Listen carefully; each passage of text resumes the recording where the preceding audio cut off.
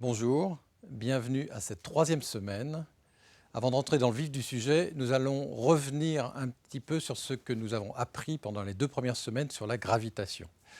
Nous avons vu que la gravité est le moteur de l'univers. C'est elle qui est responsable de l'expansion de l'univers. Et je voudrais souligner à ce propos qu'il y a une différence entre la force gravitationnelle qui est attractive entre deux masses et l'effet de cette force gravitationnelle sur l'univers, puisque ça dilate au contraire l'univers. Et donc c'est pour ça que deux galaxies qui sont à une certaine distance vont s'éloigner l'une de l'autre, parce que l'espace-temps est dilaté entre les deux galaxies et elles s'éloignent selon une loi qu'on appelle la loi de Hubble, qui dit que la vitesse d'expansion est proportionnelle à la distance entre les galaxies. L'univers, au cours de cette expansion, va se refroidir.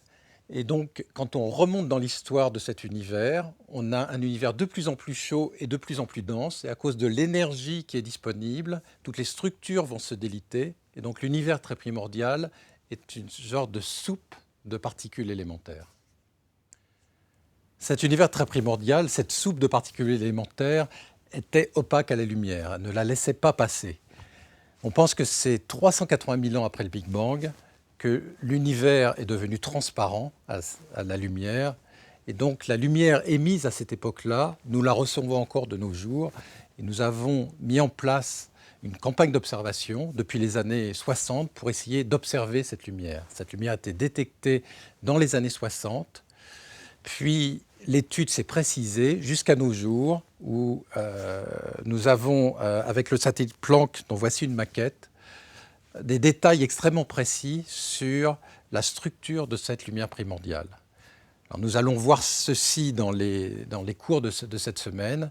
Nous allons aussi consacrer le focus de la semaine à cette mission Planck qui a été lancée en 2009 et qui est en train de donner ses derniers résultats.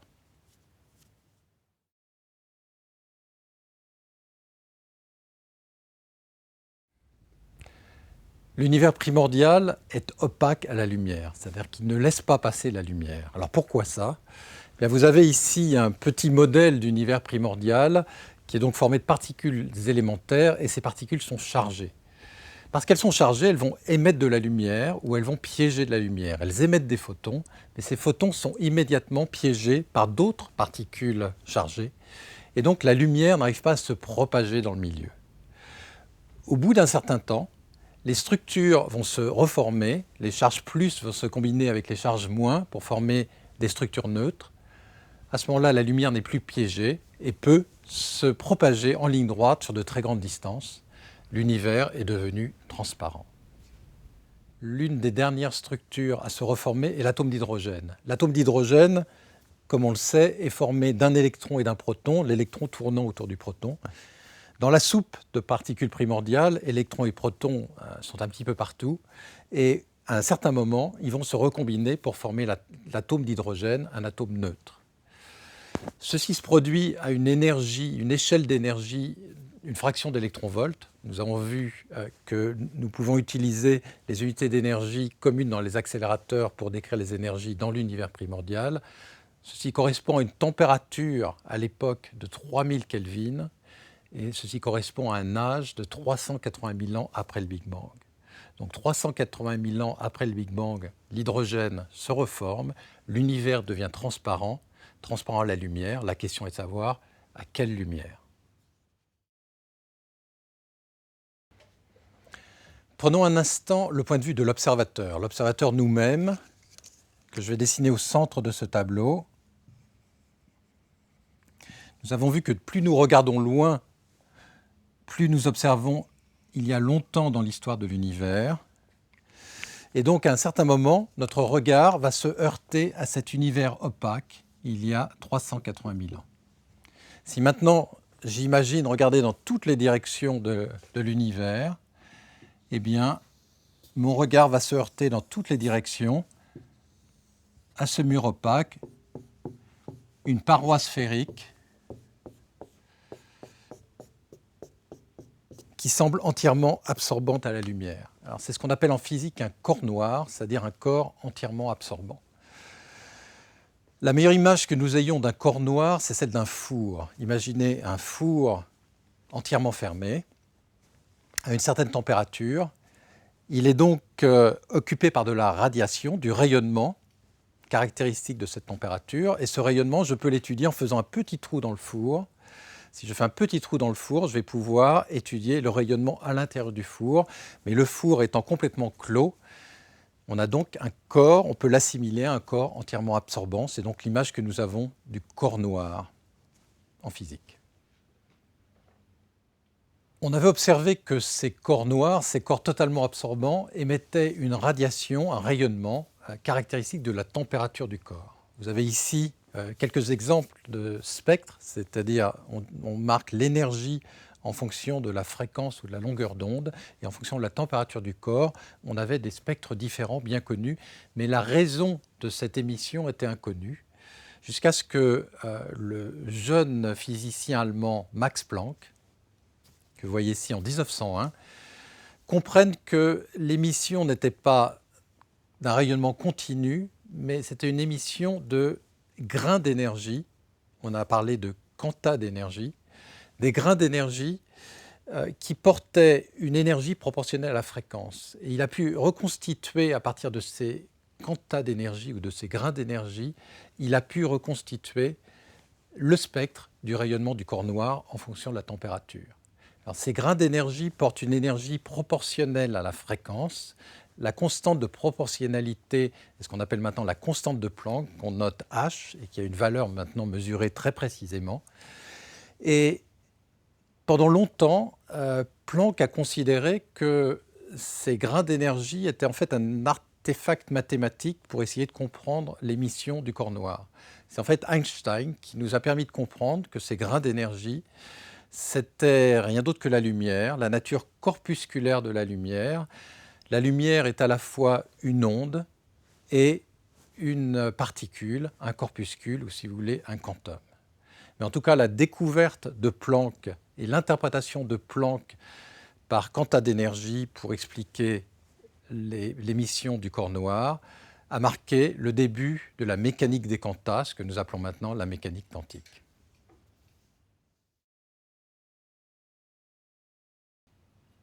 Le corps noir est donc à l'origine de la physique des quantas, de la mécanique quantique, donc de la physique de l'infiniment petit. Mais nous avons vu qu'il y a un corps noir de très grande dimension, la plus grande dimension, qui correspond donc à la distance maximum à laquelle nous pouvons regarder, qui est donc ce corps noir cosmologique. Est-ce que ce corps noir cosmologique émet aussi un rayonnement caractéristique du corps noir et caractéristique de la température de l'univers à cette époque, c'est-à-dire 3000 degrés Kelvin? Eh bien, ce rayonnement a été trouvé par hasard par deux ingénieurs des laboratoires Bell, Penzias et Wilson, en 1964. Penzias et Wilson travaillaient sur une antenne radio, une antenne qui travaillait dans le domaine des ondes radio et des ondes micro-ondes, et ils ont identifié un bruit dont ils avaient du mal à se débarrasser, un bruit dans leur antenne, dans le domaine des ondes micro-ondes. Alors, ils ont essayé de trouver l'origine de ce bruit, toutes sortes d'hypothèses. Par exemple, des pigeons nichaient dans vous voyez, ce grand cornet. Donc, ils ont commencé par racler toutes les chiures de pigeons pour voir si c'était ça qui produisait ce bruit. Et puis, il a fallu se rendre à l'évidence. Le bruit était toujours là, et en fait, ce bruit-là est un rayonnement qui venait de la même façon de toutes les directions, qui était donc homogène et isotrope. Et c'est ça qui a mis la puce à l'oreille et qui indiquait que ce rayonnement était d'origine cosmologique. On venait de trouver le rayonnement du corps noir cosmologique.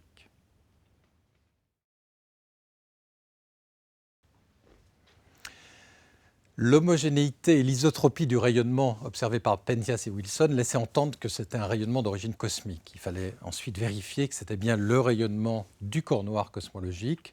C'est ce qui a été fait par un satellite, le satellite COBE, qui en 1990 a détecté ce rayonnement et a pu mesurer son spectre.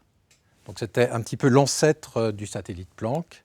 Et ce qu'il a trouvé, c'est exactement le spectre du corps noir, un corps noir à 3 degrés Kelvin, exactement 2,73 degrés Kelvin.